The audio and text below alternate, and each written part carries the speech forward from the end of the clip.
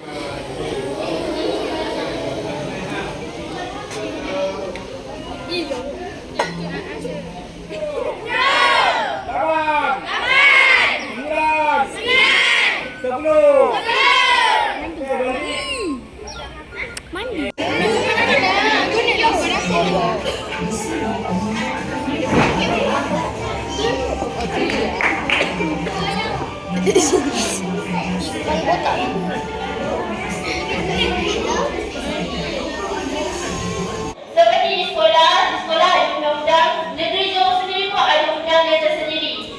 Sebab tu boleh terbentuknya Johor yang moden, yang berdisiplin dan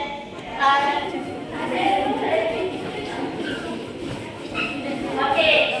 Ini adalah pameran kesukaran Johor moden. Kita pamerkan karya-karya kita daripada almarhum dan ketua dari Ibrahim Dela yang bergabung menjadi sukan.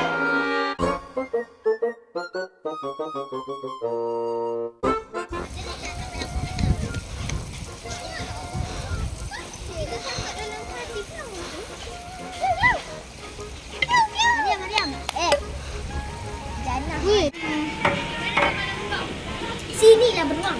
Sini beruang. Peace. Peace. Okay, bagus. Nak boleh air tak boleh.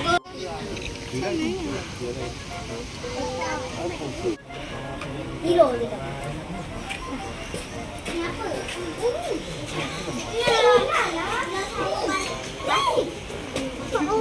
Ta-da-da-da-da-da.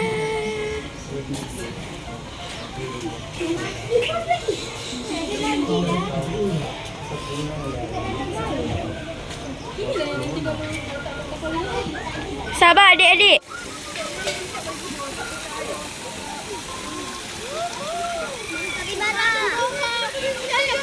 Kau boleh ajar